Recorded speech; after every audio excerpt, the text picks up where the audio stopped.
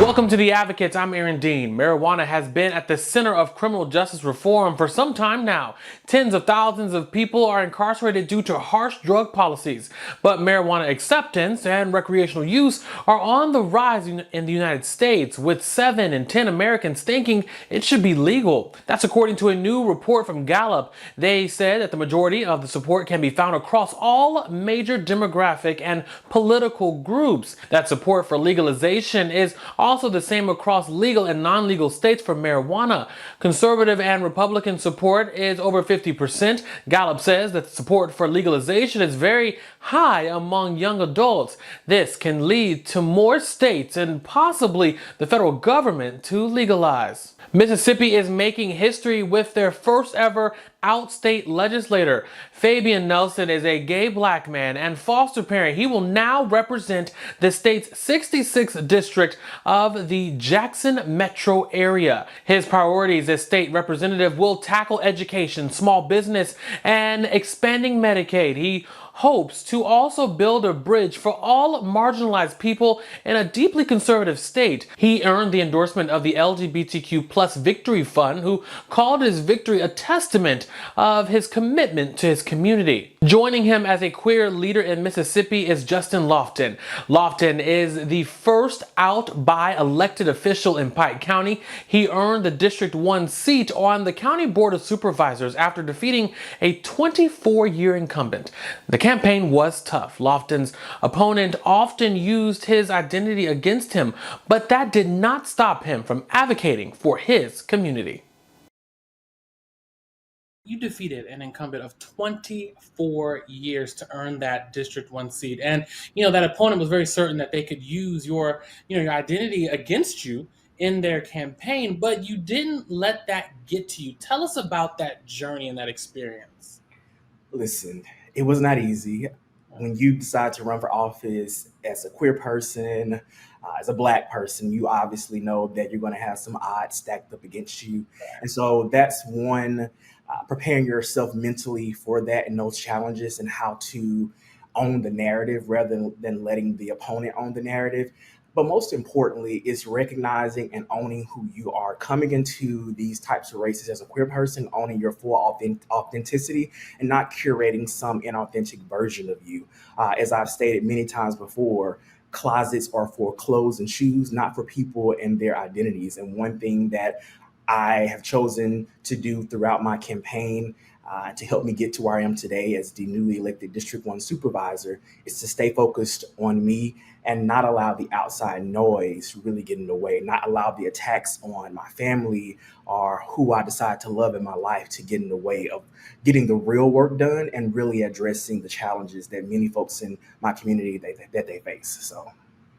Right. And, of course, we see the political gain and progress that you've made in your life. But for you, what did that experience do for you personally? What did you learn about yourself throughout all of that? Yeah, that's a really good question. I think I learned that I can overcome really difficult challenges, Hmm. that it's easier to confront these things head on and to show it for myself. I learned the importance of taking care of one, my mental health.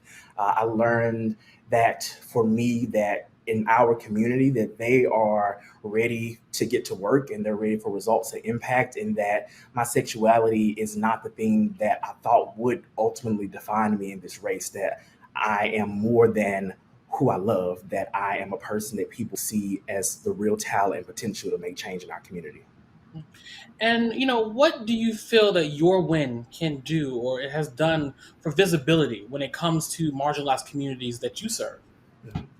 I think one of the marginalized communities that we always leave out is young people in the process. So not only am I young, not only am I a person who identifies as bisexual, however, I am also being able to showcase to these other young folks and queer people that you can still run, that no matter the naysayers out there that say it's not possible, that you're not ready yet, that you're not mature enough yet, or that you don't look like me, or you don't have the same values or principles as me, that you can still run and you can still win. You just need a strong platform, a strong message, and one that is helped to, I don't say help, but is fostered and create it in partnership with the community to ensure that their voices are heard. That's all it takes. And it's believing in yourself as well. You know, here we are in a time where there are many states that are hoping to tear down, rip apart, erase Black and queer histories. You know, how do you plan to use your platform in the position that you're in to continue to build those community bridges, to advocate for, you know, your area? Yeah. So building a bridge, I think for me, starts with really engaging our young folks more. Mm. Right here in Pike County, we have about 38,000 people. We have a fairly moderate youth population, and they are not really engaged in the civic process, the democratic process of showing up to vote. And so, one of the things I want to leverage in this particular seat is not just the impact that I'll have at the board table, but it's the impact as well that I can make with engaging young voters, educating them on why voting locally in down ballot races is important and how that goes all the way up through legislative races and national races as well. And so that's what I'm looking to kind of bring to the table, but also for the queer folks that have an interest in running for office, showing them the way, being able to provide educational opportunities to these folks to really guide them in the process, the how to, the roadmap, the blueprint to really get into the ring as well. And what are some of your biggest priorities at the moment for your district? So top priority is definitely going to be our jail, our criminal justice system right now. So taxpayers pay upwards of $200 per day per person that sits in our jail. Our jail is currently overcrowded. It has a capacity of 130 or 132, but there are over 200 people in our jail.